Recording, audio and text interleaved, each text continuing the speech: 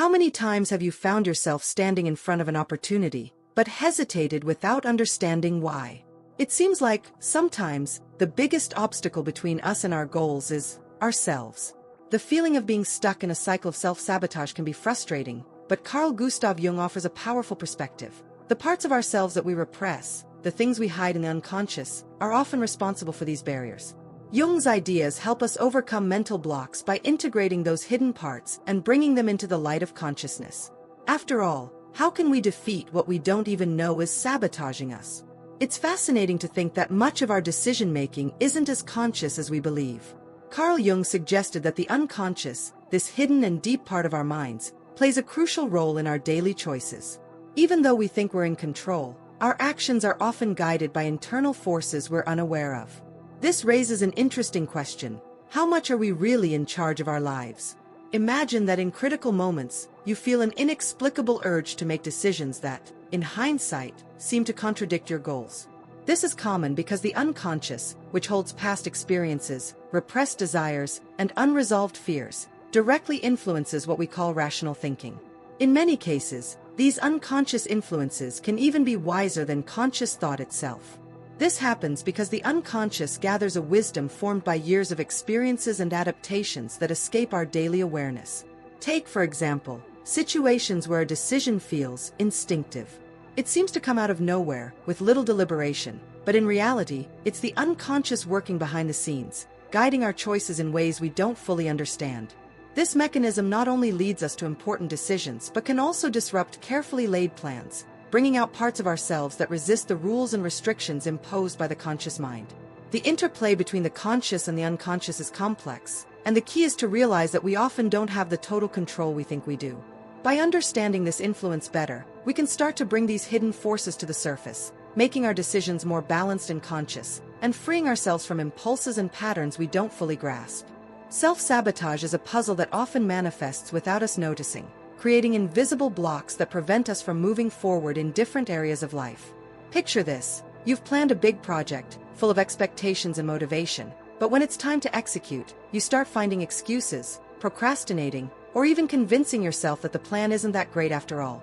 This pattern of behavior is more common than we think, and it stems from a deep part of our unconscious that acts in defense against something it perceives as a threat, even if that threat is purely imaginary. These mental blocks that prevent us from moving forward are, in fact, reflections of fears and insecurities shaped over the course of our lives. Often, they're subtle, like an inner voice telling us we're not good enough or that success could be dangerous. The problem is that without recognizing these barriers, we keep repeating the same mistakes, without understanding why we can't move forward. Self-sabotage acts like an invisible brake, keeping us trapped in a cycle of frustration and helplessness. Another important aspect of self-sabotage is that it can be seen as a form of protection by the unconscious. When we approach something we perceive as threatening, whether it's success, failure, or change, the unconscious creates blocks to keep us in a comfort zone, where we feel we have more control. However, this protection can be misleading because, instead of keeping us safe, it prevents us from growing. It keeps us stuck in familiar patterns, even if they're harmful, and undermines our potential. Overcoming these blocks requires more than just willpower. It's necessary to identify the unconscious roots of these barriers and consciously work to deactivate them.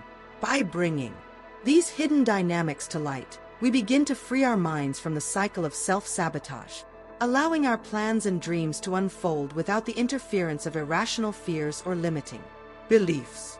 In Jungian psychology, the shadow is a key concept for understanding the hidden side of the human psyche. The shadow isn't just what we repress, it's made up of all the parts of ourselves that we'd rather not acknowledge. It includes traits, impulses, and desires that we consider unacceptable or incompatible with the image we want to present to the world. But what makes the shadow so powerful is that the more we try to suppress it, the more it unconsciously influences our actions. Think of the shadow as a distorted mirror of our personality. Even though we try to ignore it, it's always there, influencing our behavior, especially in moments of crisis or conflict. For example, someone who sees themselves as generous and altruistic may hide feelings of envy or selfishness in their shadow. These feelings, when repressed, don't disappear, they just show up in unexpected ways, like resentment, passive-aggressive attitudes, or self-destructive behaviors. Jung believed that the shadow isn't inherently negative.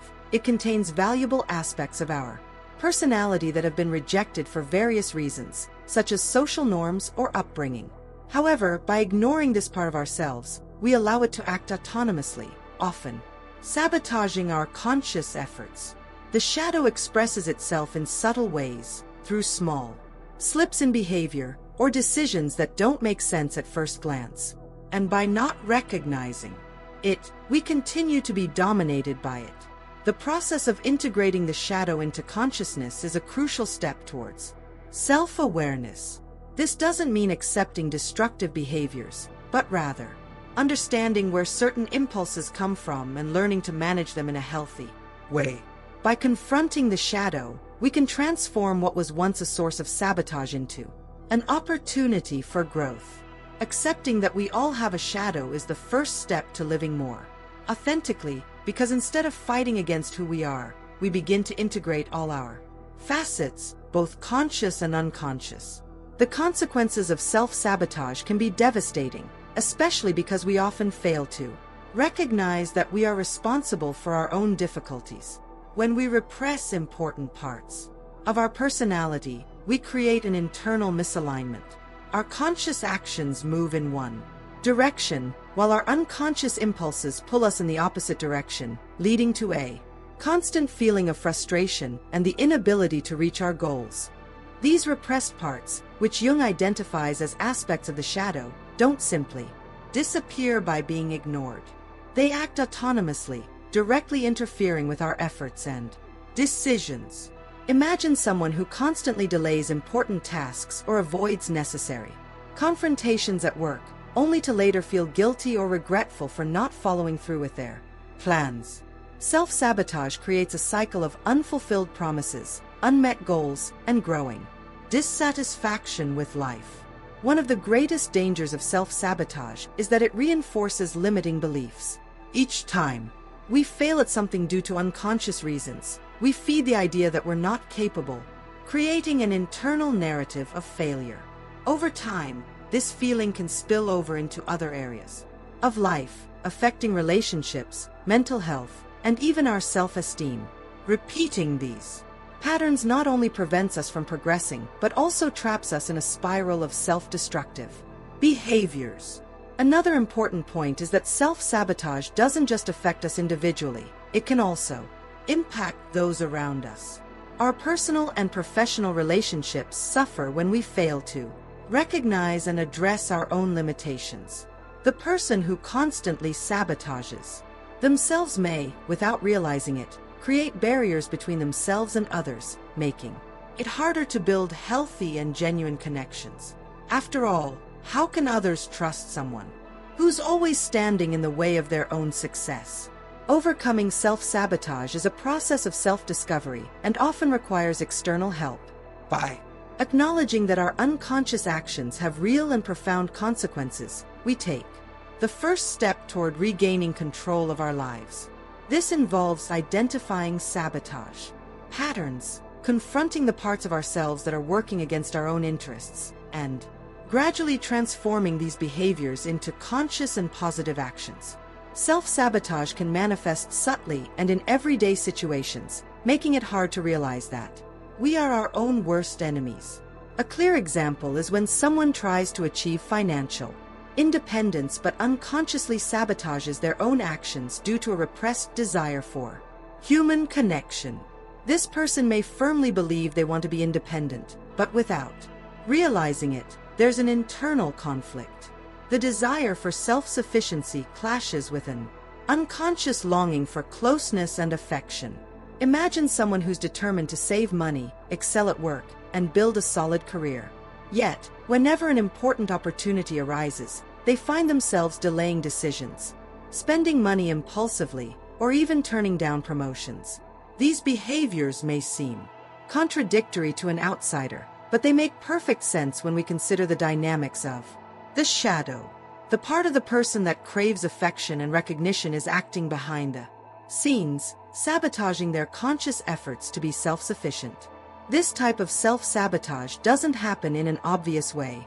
It hides in the fine print of small choices. The person accepts jobs that don't bring them fulfillment, spends money on things they don't need, or gets involved in relationships that distract them from their true goals. All of this happens without realizing that, deep down, they're fulfilling an unconscious need for acceptance or validation from others. The shadow, in this case, operates quietly, creating obstacles that frustrate personal and financial growth efforts. This example shows us that self-sabotage is often rooted in something deeper than mere procrastination or a lack of discipline. Many times, our sabotaging behaviors are responses to needs that haven't been recognized or accepted. By understanding these patterns and integrating them into our consciousness, we can change the behaviors that once held us back, allowing our actions to align with our true goals. Carl Jung believed that the key to overcoming internal blocks, such as self-sabotage, lies in the integration of the shadow. The shadow, as the repressed part of our personality, carries aspects that we try to ignore but that inevitably shape our actions. Integrating the shadow means bringing these hidden parts into consciousness, acknowledging them, and working with them instead of continuing to suppress them. It's a deep and often uncomfortable process, but it's essential for personal growth. By accepting that we all have a shadow, we begin to understand that the traits we repress aren't necessarily bad or destructive. They are often parts of us that were cast aside because they didn't fit with societal or personal expectations. For example, someone who grew up in an environment where expressing anger was unacceptable may repress this emotion throughout their life, believing that feeling anger is wrong. However, anger, when understood and directed, can be a positive force, capable of driving important changes. The integration of the shadow, then, is a process of internal reconciliation. It means looking at the parts of ourselves that we'd rather avoid, such as our deepest fears, desires, and impulses, and learning to deal with them consciously, instead of allowing these parts to act unconsciously and sabotage our efforts. We can use them as sources of energy and wisdom. It's as if, by integrating the shadow, we become whole, able to access the full potential of our personality without the constant internal struggle between who we want to be and who we really are. This process requires self-compassion, as it's not about criticizing or punishing ourselves for having a shadow, but about learning to accept that we are complex and multifaceted beings. Jung proposed that by integrating the shadow, we gain a deeper level of self-awareness and inner freedom. By accepting our vulnerabilities and less favorable aspects, we become more authentic and less likely to repeat self-sabotaging patterns. Integrating the shadow is not a task that can be accomplished overnight. It demands constant reflection, a willingness to confront what's hidden, and often the help of therapeutic processes. However, in the end, it brings a balance that allows us to live more harmoniously and consciously, free from the unconscious impulses that trip us up. In this way, we transform the shadow into an ally, a part of us that, instead of being rejected, is embraced and used to make us stronger.